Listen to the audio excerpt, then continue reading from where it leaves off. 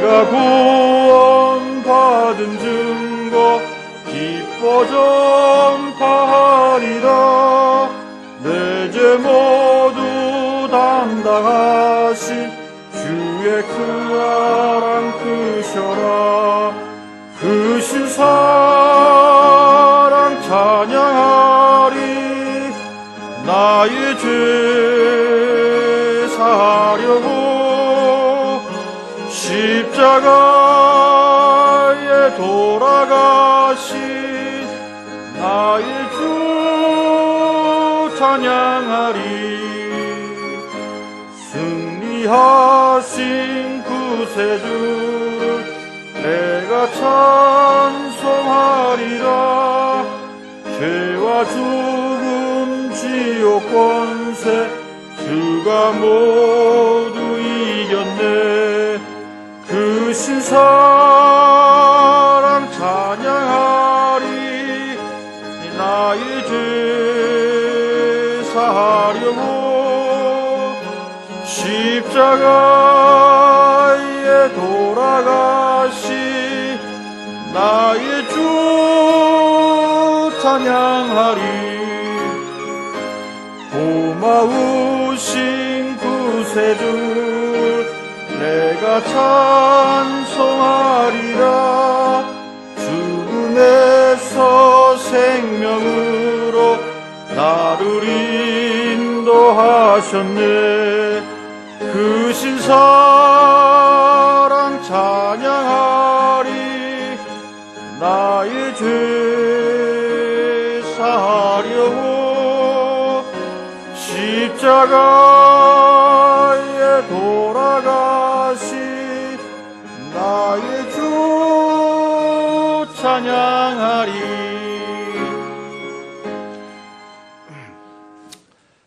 감사하신 아버지 하나님, 오늘 이 아침에 우리에게 주님이 주시는 또 생명의 양식을 먹고 마시며 형제들 자매들과 함께 그 은혜를 누릴 수 있게 하시니 참으로 감사합니다. 지나간 데 저희들은 그리스도 밖에서 소망도 없이 또 빛도 없이 단지 육신의 생존만을 위해 살던 자들이었습니다. 그러나 주님의 죽으심과 살으심을 통해서 하나님께서 우리의 아버지가 되고 우리가 또 하나님의 아들이 되는 그 사랑하신 아들의 왕국으로 우리를 옮겨주시니 참으로 감사합니다. 스스로는 어찌할 수 없었던 자리에서 우리를 불러내시고 우리로 하여금 세상이 알지 못하는 그 세계를 보고 듣고 만질 수 있는 은혜를 주심을 감사합니다. 특별히 방황하던 우리 인생을 주님의 기름 부심을 통해서 또 주님의 말씀하심을 통해서 우리가 평안과 안식을 얻게 하시는 것을 감사합니다. 그리고 또 무엇 때문인지 모르게 복잡했던 우리 인생을 정리해 주시고 우리가 오직 한 곳만을 바라볼 수 있게 하여 주신 것을 감사합니다. 오늘도 말씀을 증거하는 설교자와 그 말씀에 복 주시길 원합니다. 말씀 듣는 우리 모든 회중이 주님께서 가신 길로 인도해 주시고 또 주님이 계신 곳으로 인도해 주시고 주님이 오실 때 함께 오도록 축복해 주시길 원합니다. 우리 주 예수 그리스도 이름으로 기도드렸습니다. 아멘. 앉아 주십시오. 찬송가 142장 찬양 드린 후에 헌물을 위해서 기도해 주시겠습니다. 142장입니다.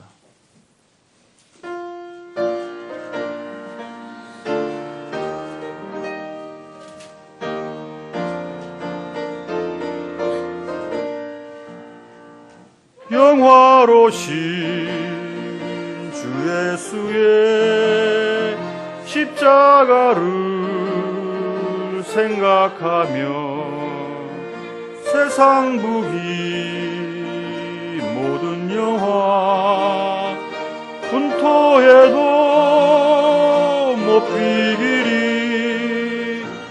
오 갈보리 오 갈보리 주 예수 나를 위하여 십자가에 돌아가신 오 괴로우신 나의 주 구주께서 죽으실 때 성전이자 찢어지어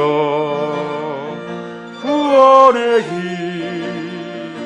여시고서 천국 기쁨 주셨도다. 오 갈보리 오 갈보리 주 예수 나를 위하여 십자가에 돌아가신 고배로우신 나의 주 구주 예수 갈보리에 흘린 피와 그물로서 나의 몸과 영혼까지 구속하여 주셨도다. 오 갈보리 오 갈보리 주 예수 나를 위하여 십자가에 돌아가신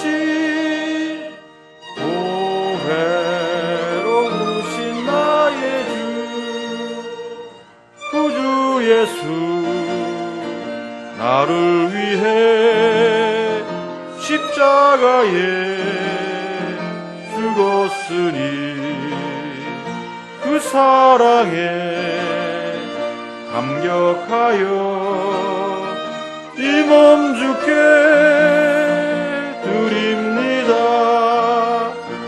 오 갈보리 오 갈보리 주 예수 나를 위하여 십자가에 돌아가신 고배로우신 나의 주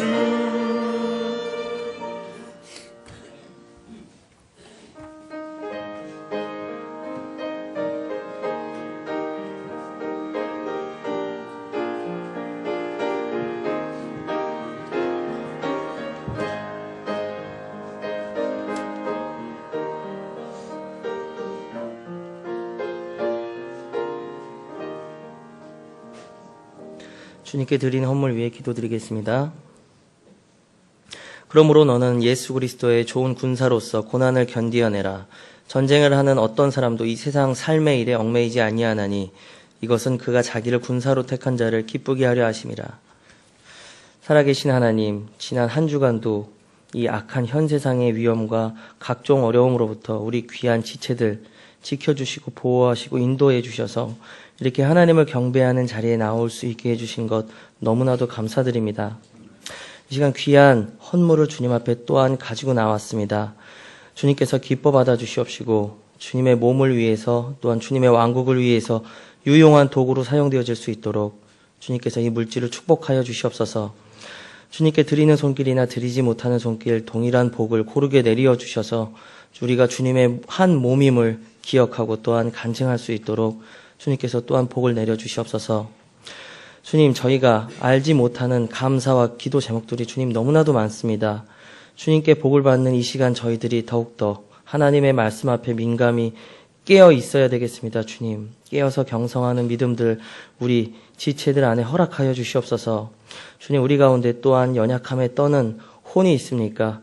주님, 빌립보서에 기록된 말씀대로 나를 강하게 하시는 그리스도로 말미암아 모든 것을 할 수 있노라고 고백하는 믿음 허락하여 주시옵시고, 우리 가운데 주님 안일함 가운데 세상의 염려와 근심과 걱정 가운데 있는 혼들이 있습니까? 주님, 오직 군사를 모집한 그분을 기쁘게 하기 위한 주님 그러한 군사의 믿음 허락하여 주시옵소서. 주님, 저희가 진정으로 혼들을 구령하는 일들에 주님 더욱더 분연히 일어서는 우리 주님의 몸이 되기를 원합니다. 특별히 저희가 인터넷 미디어 선교로 주님의 그 명령들을 수행하기를 원하옵나이다. 세상의 많은 사람들이 자신의 쾌락과 영리를 목적으로 또한 사단을 숭배하기 위해서 인터넷 미디어를 사용하고 있습니다. 주님, 저희가 오히려 그런 것들을 배격하고 주님의 몸을 세우는 것들을 위해서 주님 인터넷 미디어 선교로 좁은 길을 따라가고자 합니다. 주님께서 복을 주시고 그 지경을 넓혀주셔서 주님 이 사역을 통하여 많은 영혼들이 주님을 알고 복음을 듣고 깨닫고 돌아오는 놀라운 일들 이룰 수 있도록 주님께서 또한 복을 내려주시옵소서.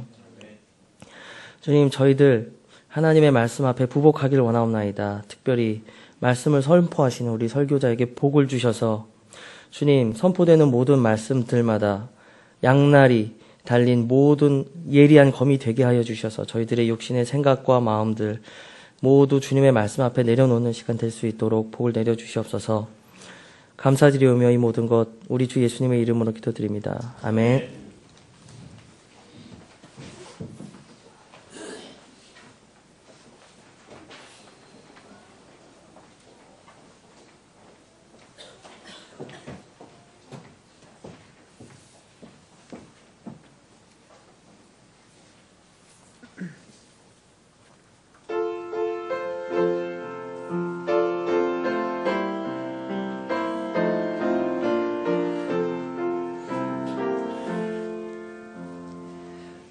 우리의 생명 그칠 때 여전히 찬송 못하나 왕의 궁전에 깰 때에 내 기쁨 한량 없겠네. 내 주 예수 배울 때에 그 은혜 찬송하겠네. 내 주 예수 배울 때에 그 은혜 찬송하겠네. 우일의 성양 가까워 서산에 해가 질 때에 주께서 쉬라 하실 때 영원한 안식 얻겠네. 내 주 예수 배울 때에 그 은혜 찬송하겠네.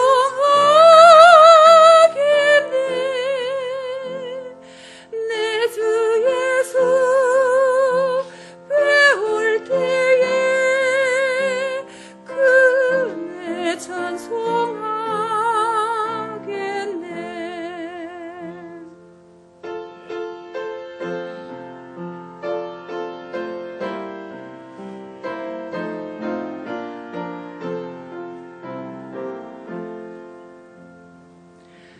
그날을 늘 기다리고 내 등불 밝게 켰다가 주께서 문을 여실 때 기쁘게 들어가겠네. 내 주 예수 배울 때에 그 은혜 찬송하겠네.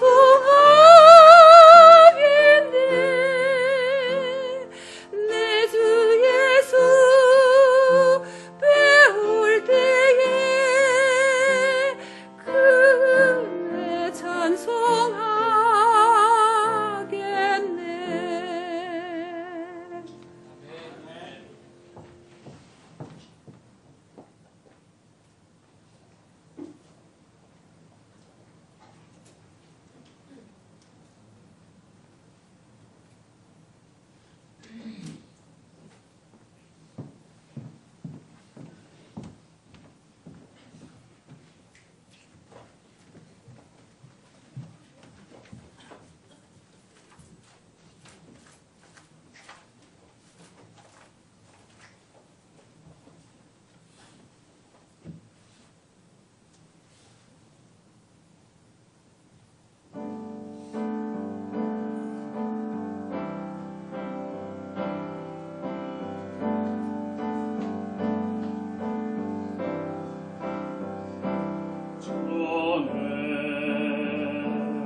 나의 목자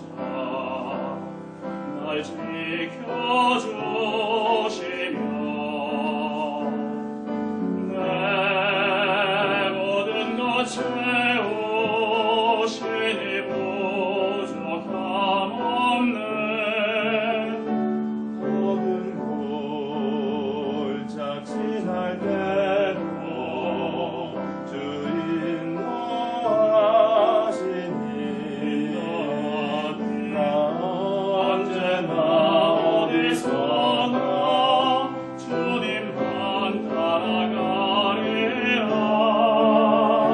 찬양하리 나 사는 동안 영광 돌리리 나 어디 있든지 주의 영광을 위해 살리라 나 주의 영광을 위해 살리라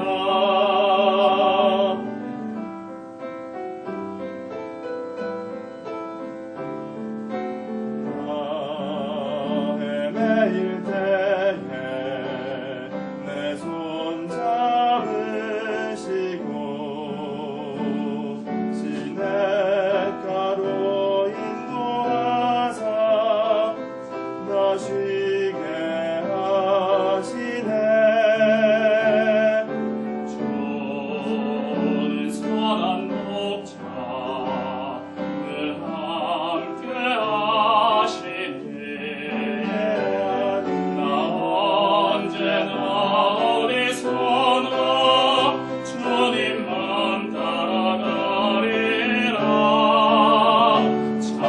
찬양하리 나 사는 동안 영광 돌리리 나 어디든지 주의 영광을 위해 살리라 나 주의 영광을 위해 살리라 주께서 나를 부르시니 내 모든 것 주께 드리리 온 마음과 정성 다하여 주의 영광을 위해 살리라 찬양하리 나 사는 동안 영광 돌리리 나 어디 있든지 주의 영광을 위해 살리라 나 주의 영광을 위해 살리라 나 주의 영광을 위해 살리라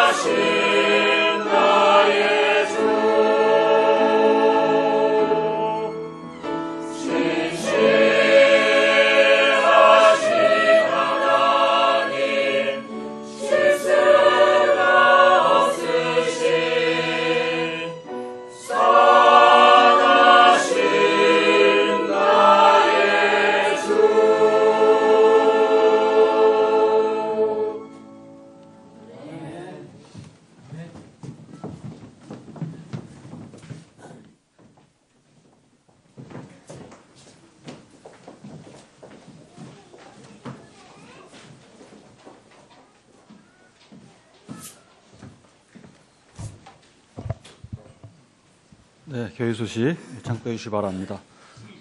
올해 우리 교회 표회가 땅의 소금, 세상의 빛이 되는 교회입니다. 우리 새해에는 우리 교회가 새로운 장소에서 사역이 활발하게 이루어질 수 있도록 계속 기도해 주시고 동참해 주시기 바랍니다.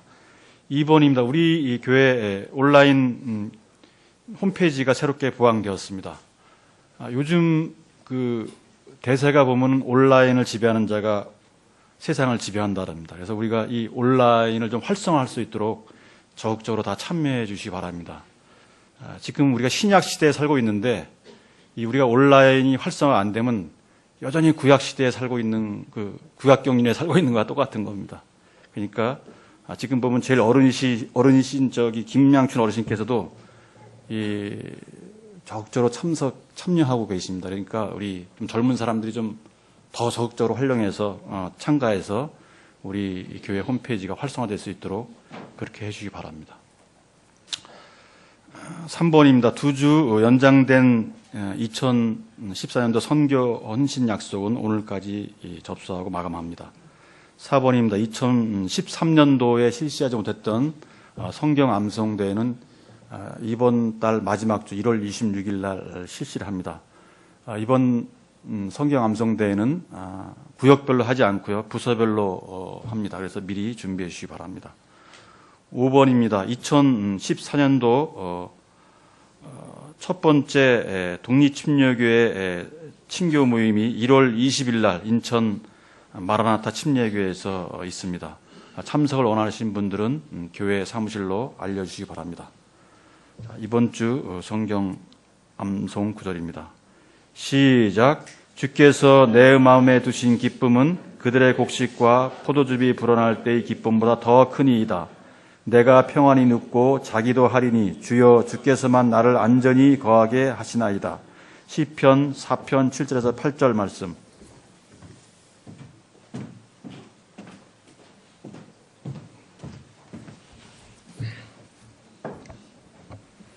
벌써 금년 두 번째 주일이 됐습니다. 이제 정말 세월이 빠른데 이제 금년 말쯤 되면 이렇게 또 빨리 지나갔나 이렇게 얘기하시는 분이 있을 것입니다. 올해 한 해 주어진 이 소중한 한 해를 정말 보람 있고 가치 있게 이렇게 보내기를 소망합니다. 오늘 여러분들께서 이제 식사 시간에 또 이렇게 우리 자매님들이 준비한 맛있는 애찬을 드시는데 거기에 더불어서 또 이렇게 아마 떡이 있을 것입니다. 떡은 우리 김학구 형제님, 조영은 자매 첫 딸이 있어요. 딸이 벌써 돌이 됐습니다. 지난주에 돌이 됐는데 세은이 김세은 돌떡입니다. 그래서 감사하면서 여기 여러분들 맛있게 드시고 이렇게 세은이 위에서 기도해 주시기 바랍니다. 그리고 또 떡과 함께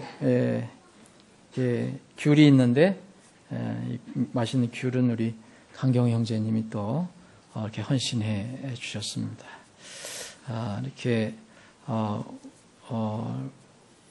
여러 방향으로 여러모로 이렇게 지체들 위해서 기도해 주시고 섬기는 분들께 감사를 드립니다. 다 같이 일어나셔서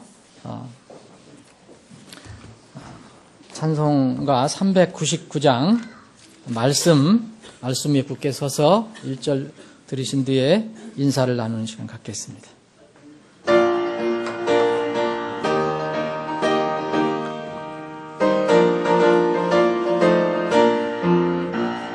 주의 약속하신 말씀 위에서 죽도록 주를 찬송하리라.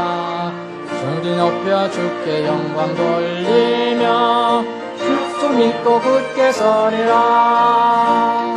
굳게 서리 영원하신 말씀 위에 굳게 서리. 굳게 서리 그 말씀 위에 굳게 서리라.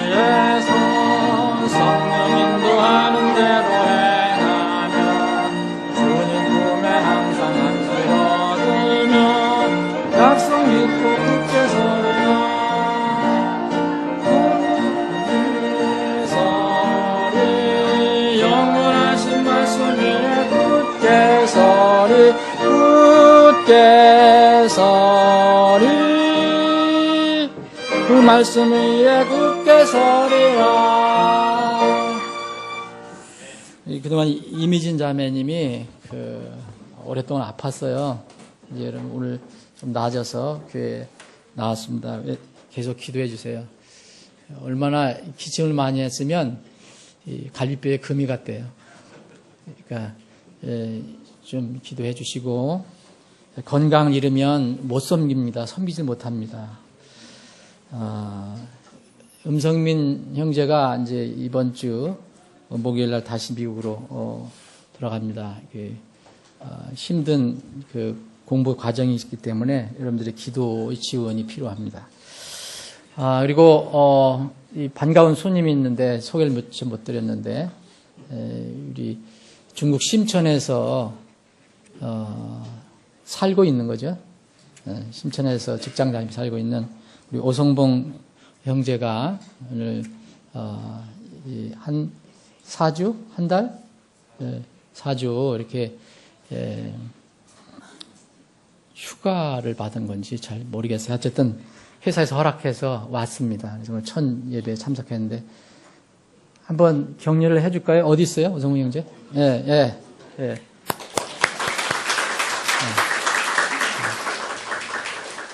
언젠가는 심천이든 지금 사이공에 가 있는 우리 형제, 여러 군데 하노이에 있는 우리 언니 선교사, 하여튼 미국에 있는 분들 다 함께 모여서 하나님 섬길 수 있는 때가 올 것입니다. 그때가 속히 오기를 바랍니다. 만약 그때가 안 되면 공중에서 만날 수 있습니다. 오늘 함께 나눌 하나님 말씀은 구약 성경 열왕기 하 4장이 되겠습니다. 오늘 제가 시간이 좀 지났기 때문에 제가 그냥 봉독을 하겠습니다. 일어나지 않겠습니다. 열왕기 하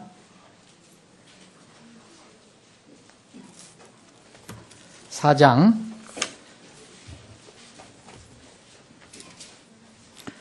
1절로부터 7절입니다. 여러분들이 이 이야기는 여러분들이 아시는 분들이 많이 있을 것입니다.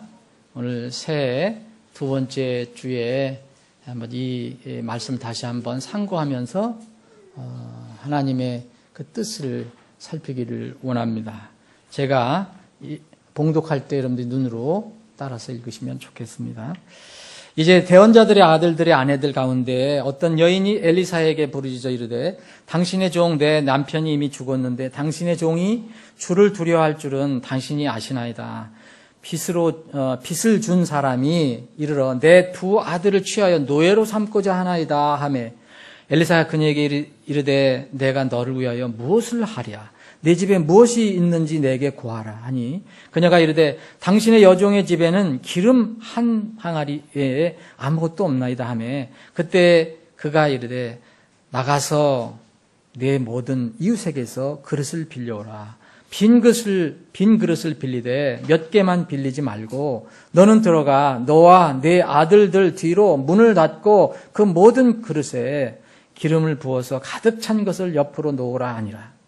이에 그녀가 그를 떠나서 자기와 또 자기에게 그릇들을 가져온 자기 아들들 뒤로 문을 닫고 기름을 부었더니 그릇들이 참으로 그녀가 자기 아들에게 이르되 또 그릇을 내게로 가져오라 하매 그가 그녀에게 이르되 더 이상 그릇이 없나이다 하니 기름이 그쳤더라. 그때 그 여인이 하나님의 사람에게 나아가 고하니 그가 이르되 가서 기름을 팔아 빚을 갚고 남은 것으로 너와 내 아이들이 생활하라 하였더라. 아버지 하나님, 오늘 저희들에게 건강한 몸 주시고 또 평안한 마음 주셔서 두 번째 주일, 금년 두 번째 주일, 한 주 시작하는 첫 주일에, 주일 아침에 저희들을 모아주시고 또 함께 주님을 찬양하고 경배케 하시니 참으로 감사합니다. 이 시간 저희들에게 말씀을 주셨습니다. 주님, 전환자나 든 우리 모든 지체들이 주님 안에서 성령님 안에서 하나가 되게 하시고 오직 선포하시는 분은 주님만 되게 하여 주시옵소서. 이 말씀이 우리에게 귀한 생명의 양식이 되게 하여 주옵소서. 거룩하신 예수님의 이름으로 기도합니다. 아멘. 누구나 새해가 되면 소망을 다 가지게 되죠. 하다못해 무슨 결심이라도 하잖아요. 작심삼일이라는 말도 있지만 새롭게 뭘 결심도 하고 소망도 갖게 됩니다. 지난 이 작년도 마지막 날 밤 그리고 새해 첫 아침은 우리가 송구영신 예배로 이렇게 드렸습니다.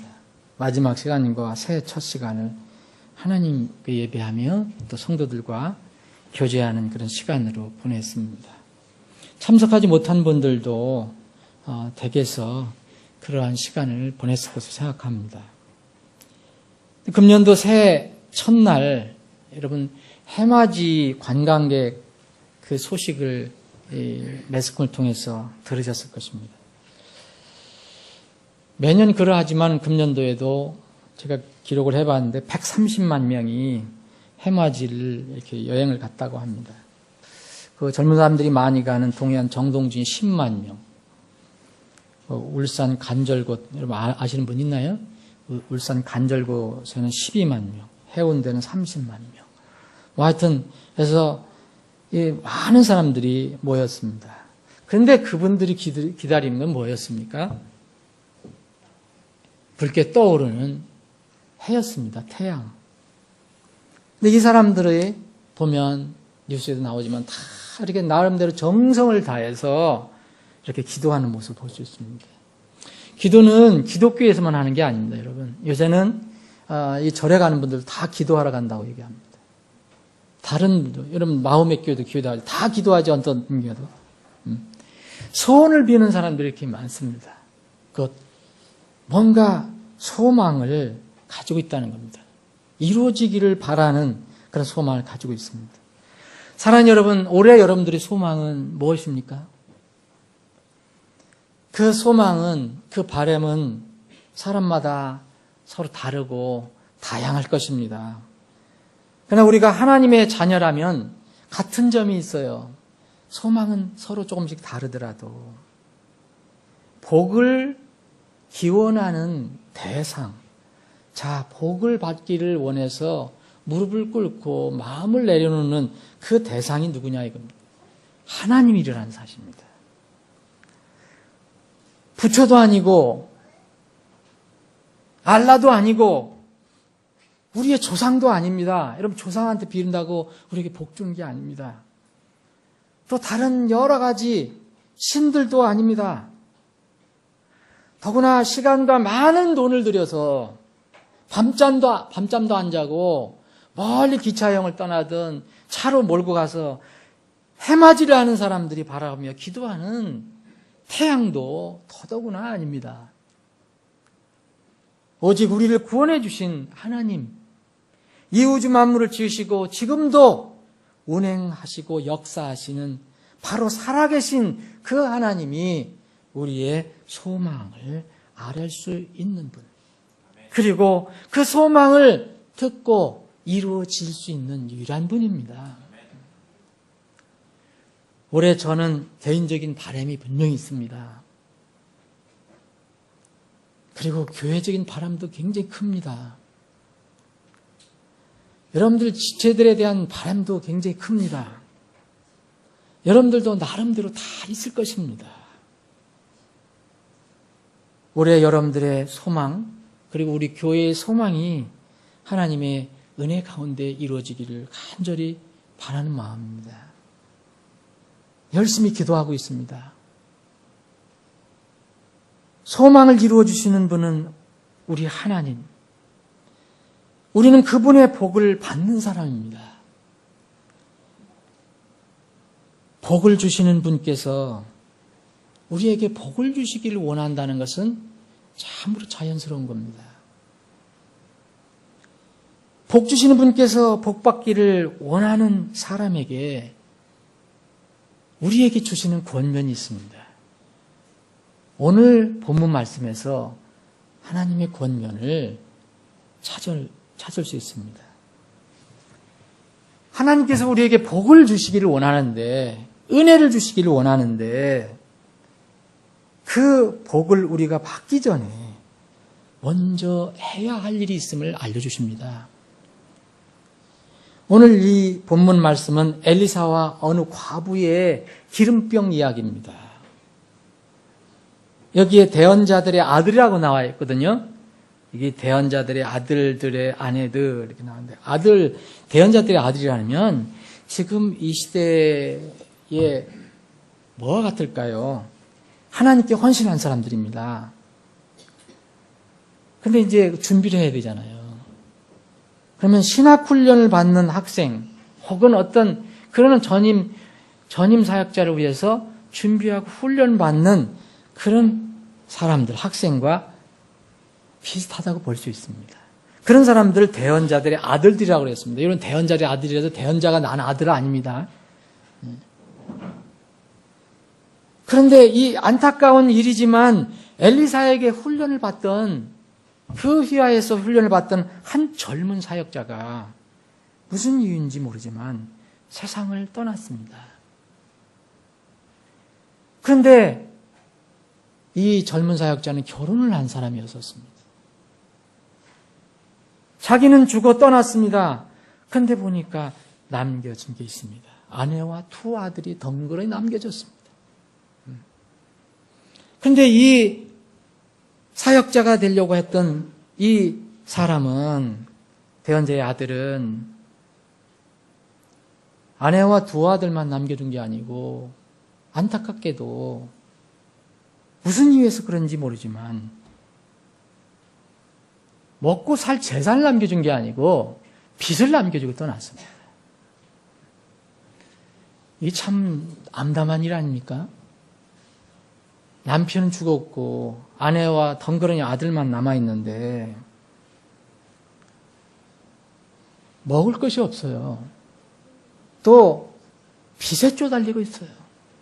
뭐 때문에 그랬는지 모르겠어요. 사역자의 아들이, 그 대언자의 아들이 무슨 일을 하다 빚을 남겼는지 모르겠어요. 그런 성경은 밝히고 있지 않아요. 이런 상황에서 빚쟁이가 있었는데, 빚쟁이가 가난하니까 돈은 가져갈 거 없고, 그러니까 아들을, 그 틈실하게 생긴 아들을, 그러면 빚 대신 데려가겠다. 뭐냐면 노예로 가서 노예 삼겠다는 얘기입니다. 이게 지금 상황입니다. 그런데 이 여인은 먹을 것이 없거든요. 그럼 생계가 참 막막합니다. 그래서 이런 상황에서 이 여인은 자신의 남편이 그렇게 존경하고 사랑하고 또 훈련을 받고 있었던 그 선생 엘리사를 찾아가 하소연합니다. 그것이 바로 그 앞에 있는 그 내용입니다. 우리가 이런 상황이 됐습니다. 우리 두 아들도 잃게 됐습니다. 빚 때문에 빚쟁이가, 채주가 이 두 아들을 노예로 끌고 가려고 합니다. 돈이 없는데 어떻게 합니까? 그랬더니 엘리사가 그녀에게 얘기합니다. 내가 너를 위해서 그럼 무엇을 해줄 수 있느냐? 무엇을 해줄 수 있냐가 뭡니까? 사실은 뭐 빚 갚아주고 먹고 살게 해달라는 거죠. 그 여인의 마음은 그거 아닙니까? 그래서 엘리사가 그녀에게 이렇게 질문했는데 좀 그 질문한 게 이상하게 느껴졌는지 바로 내 집에 무엇이 있는지 내게 고하라 그랬습니다. 그랬더니 그 여인이 이렇게 얘기합니다. 여종의 집에는 기름 한 항아리밖에 아무것도 없다. 이게 한 항아리라고 그래서 여러분 항아리로 생각하면 안 됩니다. 시골에 사실 보던 저는 항아리 그러니까 장독에 있는 항아리 생각했어요. 이걸 찾아보니까 그 항아리가 아닙니다. 작은 병을 얘기합니다. 여러분들 기름 담아놓는 병이 얼마나, 여러분 우리가 생각하는 그 장독에 있는 그 간장이나 된장을 담아놓는 그런 걸로 생각하면 안 됩니다. 이게 팥이라고 하는 건데 커도 이 정도. 하여튼 기름을 담아놓고 있는 그 팥이라고 그런 겁니다. 근데 이거를 항아리로도 번역을 할 수 있지만 병을 얘기합니다. 조그만 병. 어쨌든 이런 기름이 조금 담아져 있었던 병 얘는 없다는 거예요.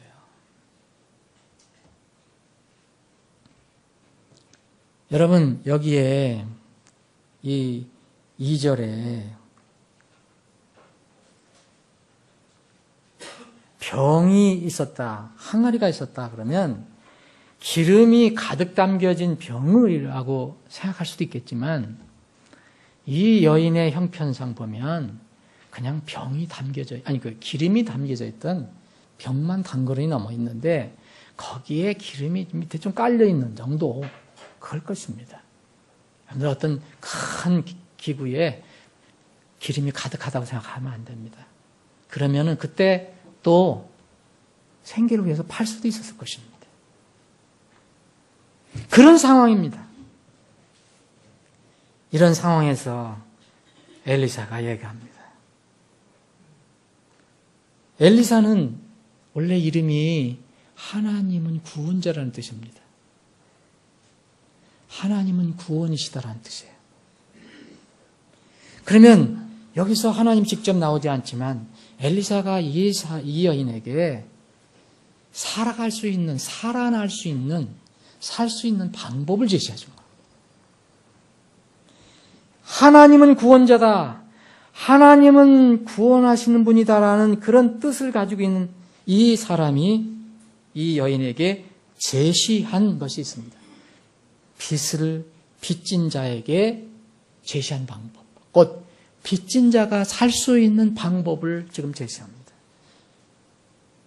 과부의 집에 있는 것은 기름 한 병뿐입니다. 기름이 다 들어있는지 거의 빈 것인지 그것도 정확히 모릅니다. 제가 보기에는 거의 기름이 없는 병입니다.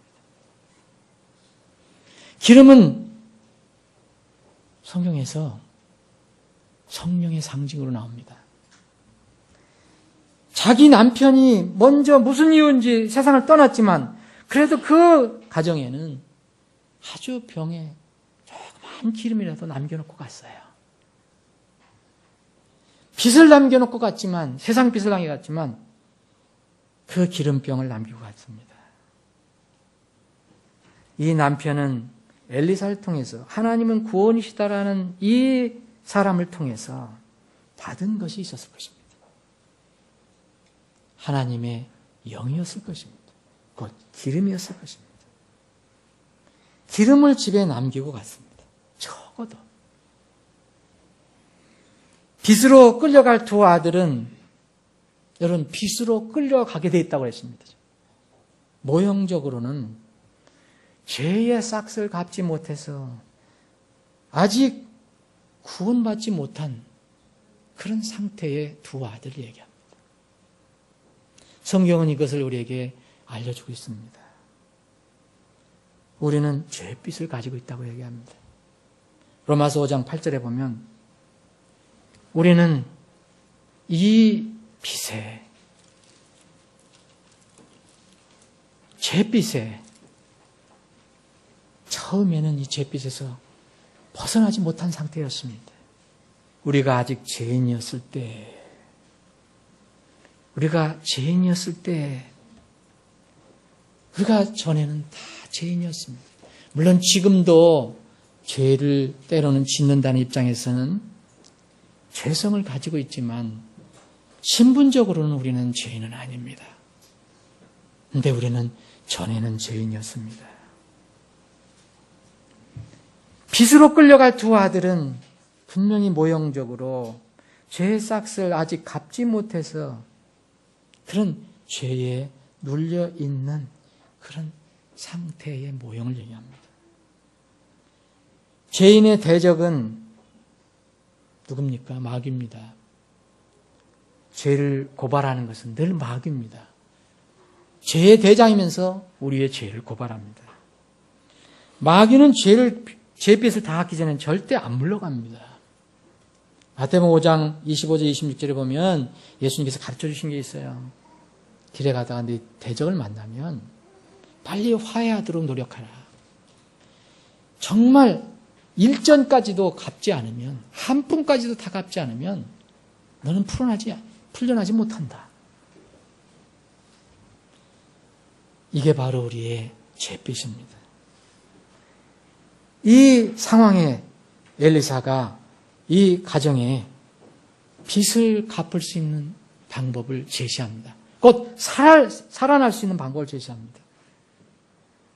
엘리사는 얘기합니다. 3절에 보면 여기 나 가서로 번역했는데 그렇게 번역하든 이게 영어를 보시면 go입니다. go. 그리고 7절에 있는 나가라, 가라 하는 거 똑같아요. go가 두 개 나옵니다. 나가서 곧 가서 내 모든 이웃에게 그릇을 빌려오라. 빈 그릇을 빌리되 몇 개만 빌리지 마라. 몇 개만 빌리지 마라는 것은 빌릴 수 있는 대로 빌려와라 이 얘기입니다. 가라 그랬습니다. 이런 상황에서, 이런 정말 죽을 상황에서 가만히 자기 신세 한탄만 하면 안 됩니다. 뭔가 주님의 음성을 듣고 움직여야 합니다. 가라 그랬습니다. 너는 가서 그릇을 빌려와라.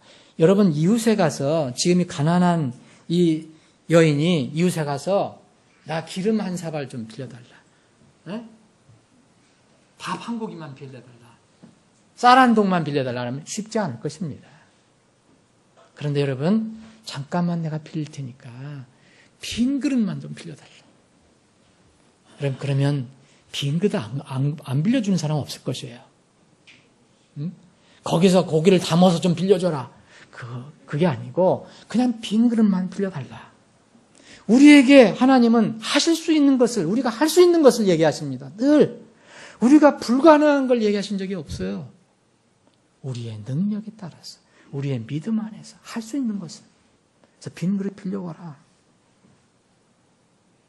하나님의 골방으로 들어가기 전에 먼저 빈 그릇을 빌리라고 명령했습니다.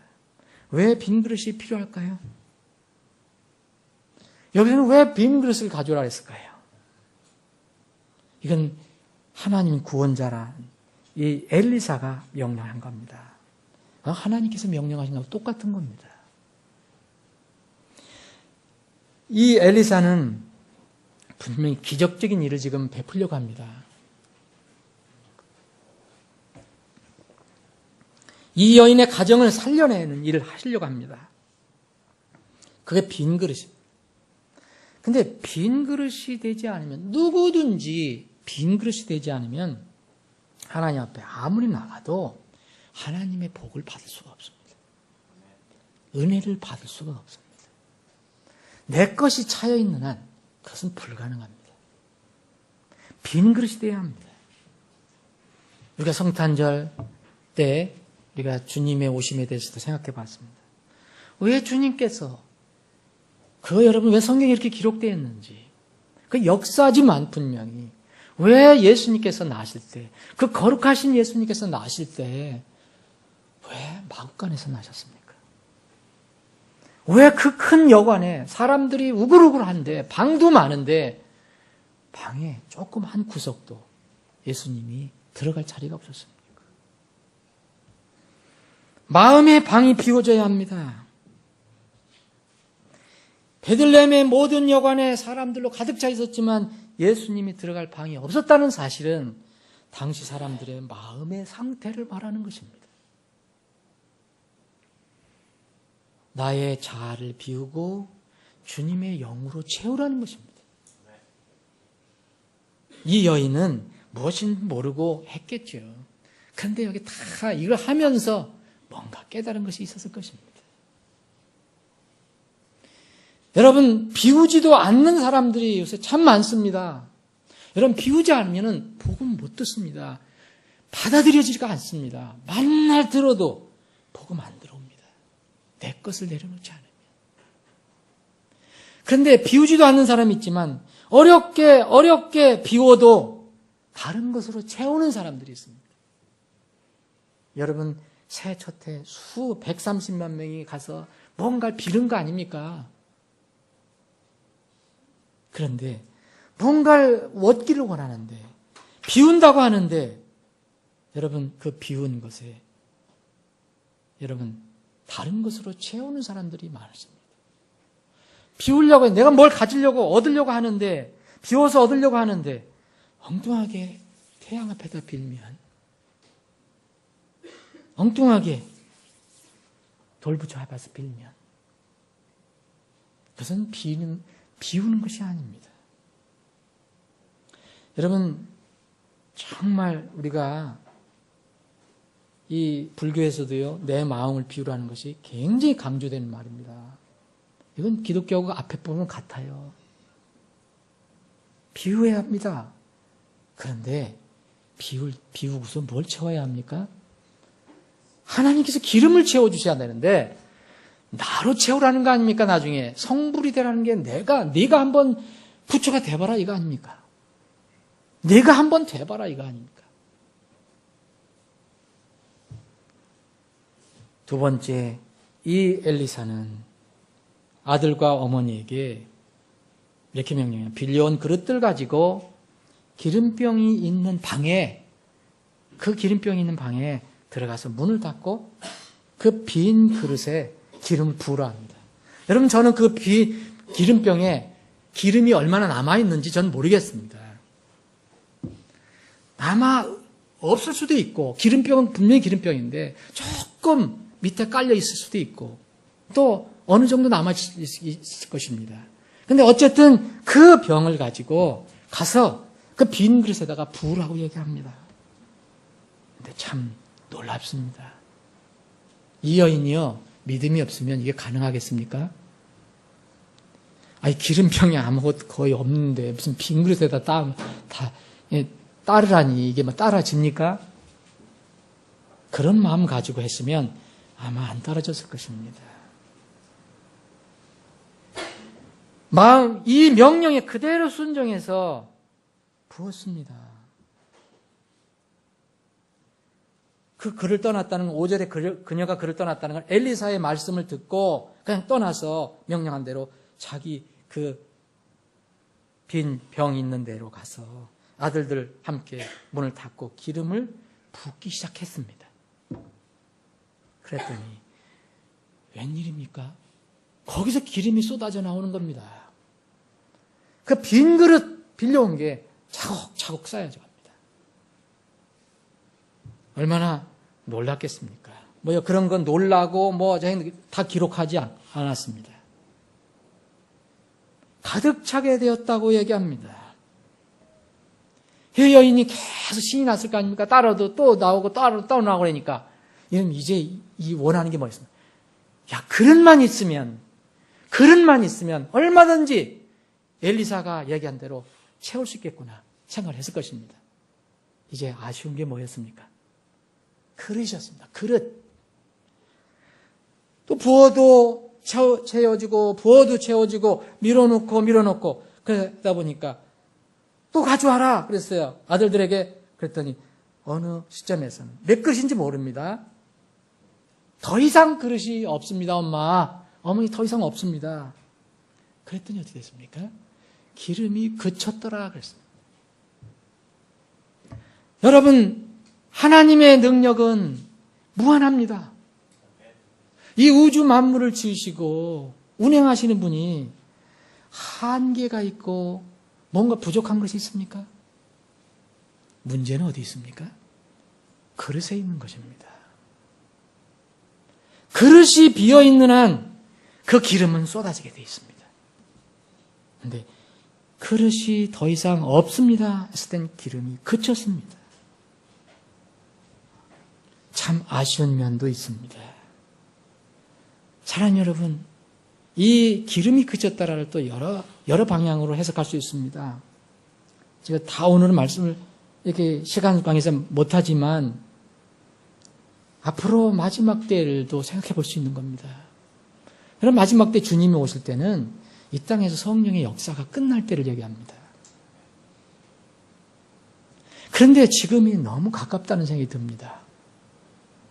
많은 사람들이 얘기합니다.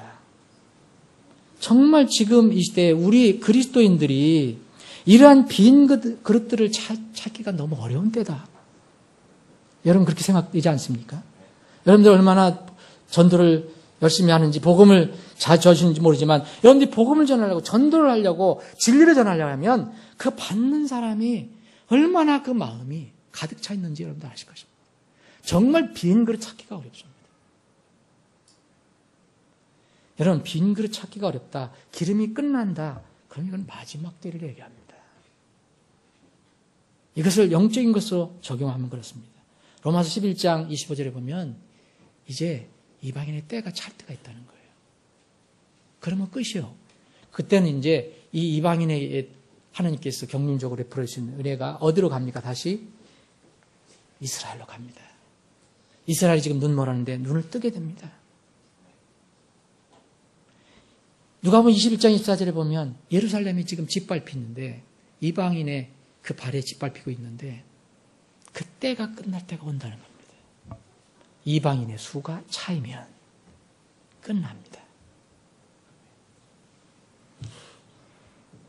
여인이 이 놀라운 사실을 이제 엘리사에게 고합니다. 그랬더니 엘리사가 여인에게 명령합니다. 이 여인이 가서 그 여인이 하나님의 사람에게 나가서 고했다고 그랬지 않습니까? 7절에 보면. 그랬더니 굉장히 감격해서 얘기했겠죠.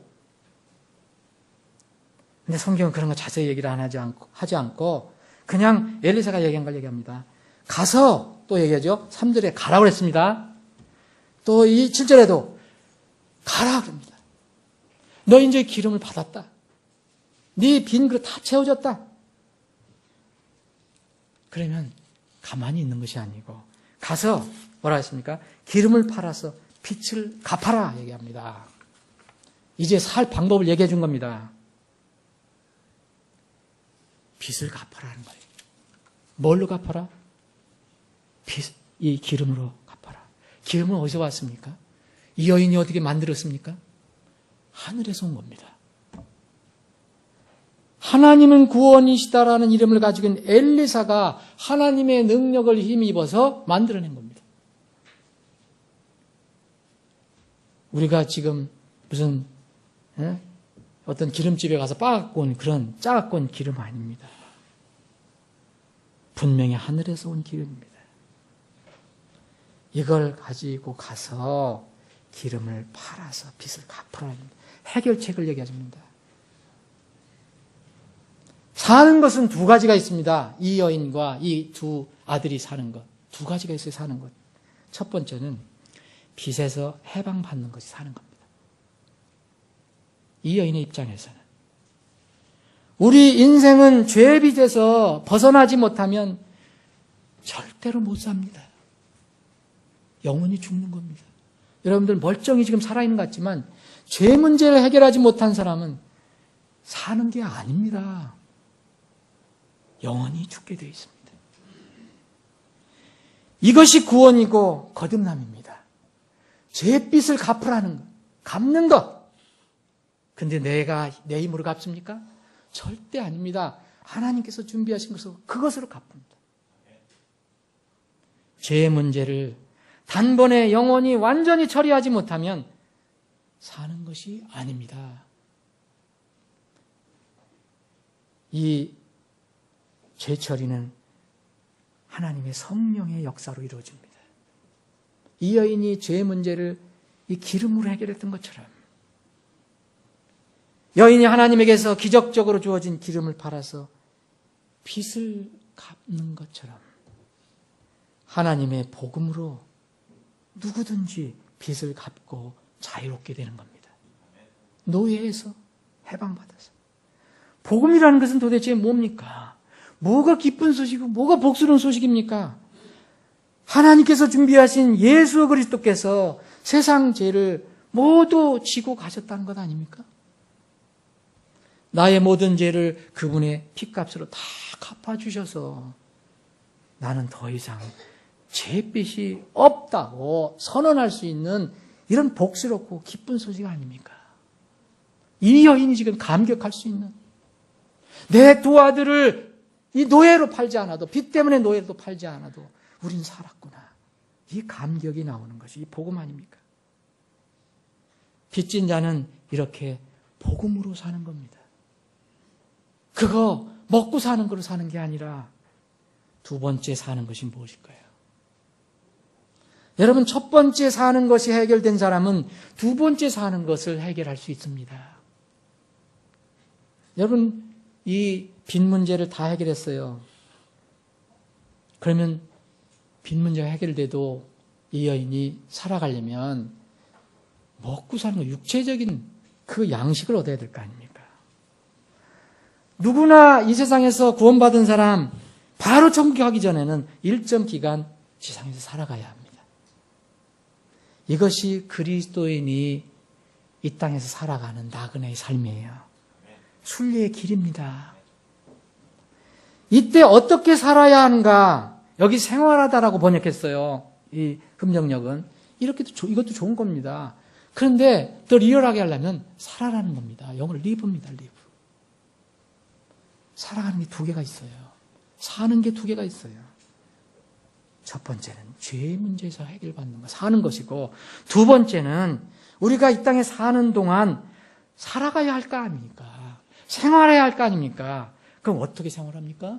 여인이 기름으로 빚을 갚고 나머지 기름으로 생활한 것처럼 어떻게 얘기했습니까? 자, 너 먼저 빚을 갚고 뭐라 했습니까? 다음에는 남은 것으로 너와 내 아이들이 살아가라 이겁니다. 살아가라.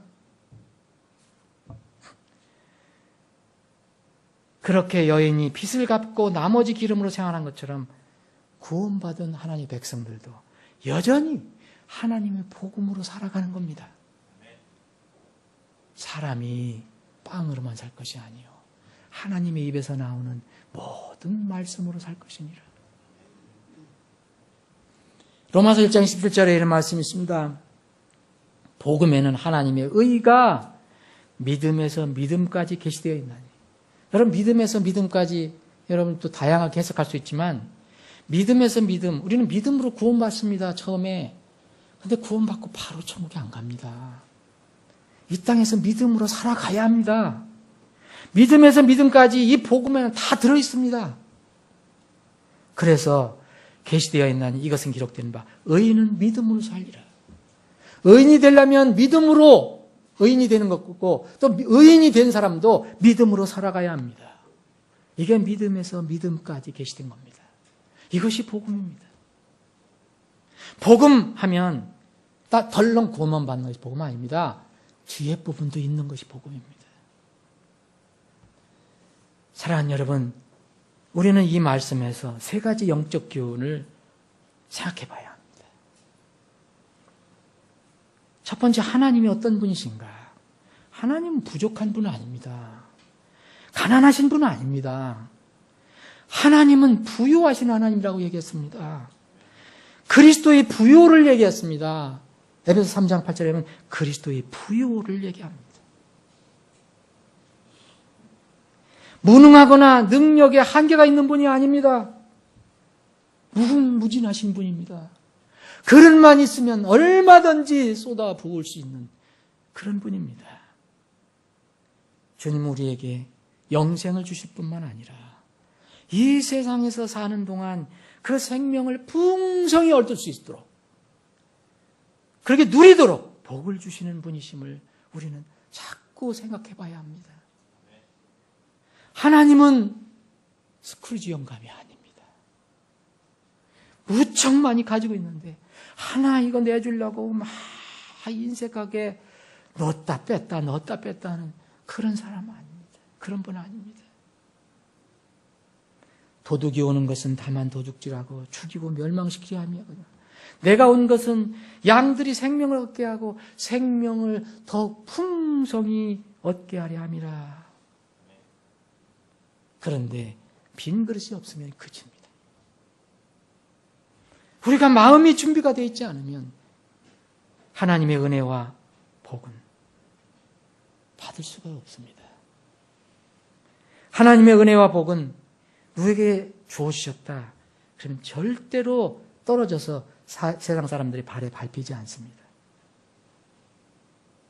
하나님께서 일단 주시면. 여러분, 요한복음 6장에 보면 오병이어 기적이 나옵니다.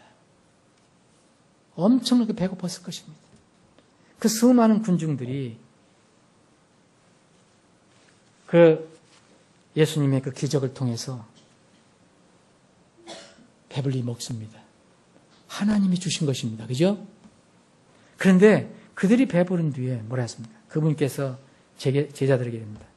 너희들 남은 것들 조각조각 다 거둬라.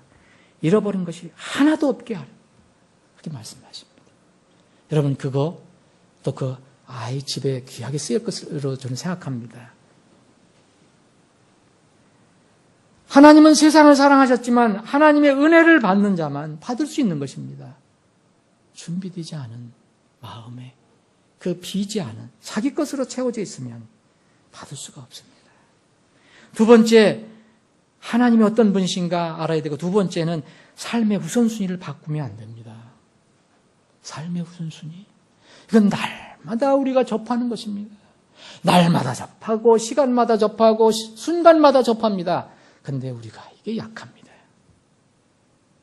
오늘 주일입니다. 여러분, 주일날 삶의 우선순위가 어디에 있습니까? 우리가 구원받았다면, 하나님의 자녀라면, 세상 자녀가 아니고 하나님의 자녀라면 삶의 우선순위를 바꾸지 말라는 것이 오늘 교훈입니다. 자, 무슨 얘기냐면, 여인이, 여러분, 이 상황입니다, 여러분. 정말 두 아이들 지금 죽게 됐고, 우리 굶어서 지금 죽게 된 상태입니다. 생계가 당장 어렵습니다. 여러분, 그런데 놀랍게 내가 재산이 생겼습니다. 그때 기름이 얼마나 팔렸는지, 무슨 값으로 팔렸는지 모르지만 꽤 돈이 나가는 거였던 것 같아요. 그러면 여러분, 이게 갑자기 생겼잖아요. 얼마든지 우리는 이렇게 생각할 수 있습니다. 욕심이 생기는 겁니다.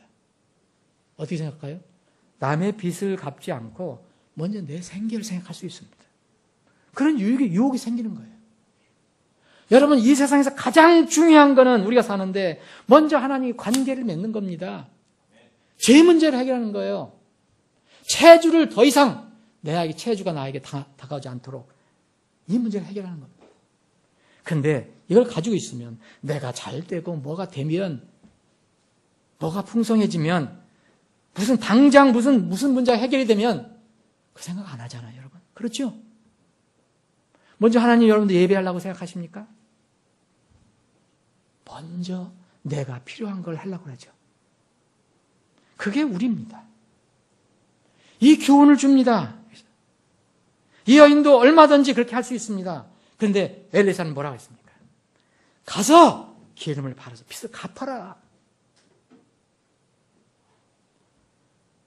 그래도 너는 얼마든지 살 수 있다.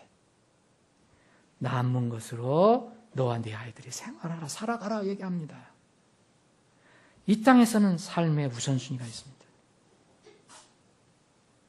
누구든지 먼저 자기의 잿빛을 갚는 것, 하나님의 관계를 형성하는 것, 내가 하나님의 아들이 되는 것, 하나님 아버지라고 부를 수 있는 이 일을 먼저 하는 것, 이것이 가장 급선무입니다. 내 세상 사람 어떻습니까?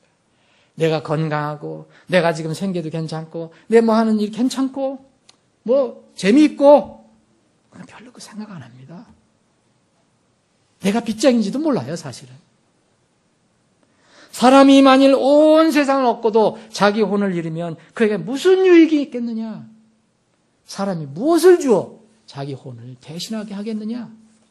이게 바로 기름을 주신 하나님의 말씀입니다. 자기의 영혼의 문제를 해결한 뒤에 이 땅에서 사는 것을 생각하라는 것입니다. 그러나 세상 사람들은 이런 순서가 없어요. 무조건 먹고 입고 즐기는 것이 인생의 모든 것이에요. 구원받은 우리 하나님의 자녀들은 이 문제에 안전합니까? 여러분, 저나 여러분들 자신 있게 대답할 수 있습니까? 저도 솔직히 그렇게 자신 있게 대답 못합니다. 여러분, 제가 목회자라고 목사는 뭐 확실하겠지. 저도 매 순간 기도합니다. 매일 기도합니다. 언제 순간에 이 우선순위를 바꾸려고 하는 그 육신이 드러납니다. 구원받은 자녀, 이 순서를 잘 지켜야 합니다. 오직 너희는 첫째로 먼저 하나님의 왕국과 그분의 의를 구하라. 그리하면 이 모든 것을 너에게 더해 주시리라. 복음으로 살아가는 겁니다. 우리는 복음으로 구원받고 또 복음으로 하나님 말씀으로 살아갑니다. 세 번째, 우리가 잊지 말고 거듭나 하나님의 자녀가 된 사람에게는 이제 사랑의 빚을 진 자들입니다. 성경에는요, 서로 사랑하는 것 외에는 아무에게도 어떤 것을 빚지지 말라고 그랬습니다. 로마 13장 8절에 사랑하는 것 외에는 빚지지 말라 그랬어요. 다른 사람을 사랑하는 자는 율법을 성취했다. 그러면 우리가 빚이 생겼다는 얘기예요. 이 영혼의 빚, 이것은 갚았는데 무슨 빚이 생겼습니까? 사랑의 빚이 생겼어요. 바울 사도는 내가 빚졌다고 얘기합니다. 내가 빚졌다. 복음의 빚을 졌다. 복음의 빚을 졌다. 로마서 제가 한 곳을 읽어드리겠습니다. 1장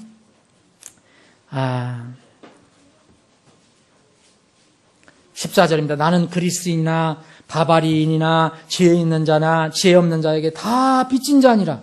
그러므로 내 안에 있는 분량대로 나는 로마에 있는 너에게도 복음을 선포하고자 하노라. 뭐 때문에 빚졌다 했습니까? 복음으로 빚졌다. 예수님의 보혈로 죄를 용서받고 나면 더 이상 죄의 빚에 쫓기지 않습니다. 그런데 예수님의 십자가의 피 흘리심과 죽으심은 죄인들을 죄와 사망의 법에서 완전히 해방시켜주기 때문에 우리가 빚진 자가 아니지만 하나님께서 우리에게 베풀으시는 사랑은 빚을 졌습니다. 사랑하는 여러분, 하나님 사랑하십니까? 주님을 사랑하십니까? 그게 빚입니다. 그럼 빚을 어떻게 갚습니까? 이게 복음의 빚입니다. 그래서 복음을 전하는 겁니다. 다른 거 없습니다. 말씀 정리합니다. 2014년 우리는 세상에 빚져서 살아면 안 됩니다. 죄에 빚져서 살아면 안 됩니다. 올해는 이 문제 꼭 해결해야 됩니다. 그런 아직 해결하지 못한 분이 있다면. 대신 우리는 사랑에 빚진 자가 돼서 복음에 빚진 자가 되어 살자 이거예요. 하나님의 사랑에 빚졌으면 죽어가는 혼들에게 복음을 전해야 합니다. 그런 빚을 우리가 진 것입니다. 우리 교회에게 하나님께서 기대하는 거 있습니다. 올해 성령의 기름을 받아야 할 빈 그릇들, 우리 교회가 많이 빌려오기를 기다리고 계십니다. 하나님께서 우리 교회의 사역을 기다리고 있습니다. 또 우리 각 가정에 기대하시는 게 있습니다. 빌려와야 할 빈 그릇들이 우리 사랑하는 여러분들의 지체들의 가정, 여러분들의 손길을 통해서 그 그릇들이 많이 빌려와지기를 기다리고 있습니다. 그리고 여러분들 주위에 여러분들의 손길을 기다리고 있는 빈 그릇들이 많이 있습니다. 또 우리 각자에게 주님께서 기대하시는 것, 정말 빌려와야 할 빈 그릇들이 있음을 아시고 우리에게 기대하고 있습니다. 빌려와라. 근데 우리가 빌려오는 것이 끝날 때, 정말 전 세계적으로 끝날 때, 이때는 주님이 오실 때인지도 모릅니다. 우리 교회를 통해서, 여러분들을 통해서, 그리고 여러분 가정을 통해서 올해는 빈 그릇들이 주님께 많이 빌려와지는 한 해가 되기를 주님의 이름으로 소원합니다. 아버지 하나님, 은혜를 감사합니다. 벌써 새해 두 번째 주를 맞이했습니다. 이 시간이 속절없이 물처럼 흘러가고 있습니다. 그러나 이것이 이렇게 영원히 흐르지를 않습니다. 우리가 주님의 말씀을 믿는다면 그 성경 말씀이 정말 하나도 땅에 떨어지지 않고 성취된다는 것을 믿는다면 분명히 이 시간이 끝날 때가 있습니다. 주님, 그 시간이 끝나기 전에 주님께서 우리 교회를 사용해 주시길 원합니다. 우리 사랑하는 가족들을 사용해 주시길 원합니다. 우리 사랑하는 지체들 한 사람 한 사람을 사용해 주시길 원합니다. 특별히 우리 교회를 이곳으로 보내주셨습니다. 이 안락하고 환경 좋은 곳으로 보내주셨습니다. 이 지역에 있는 혼들, 그리고 이 주변에 있는 혼들, 우리가 빌려와야 할 빈 그릇들입니다. 그들을 향해서 우리가 기도하며 열심을 내는 한 해가 되기를 간절히 소원합니다.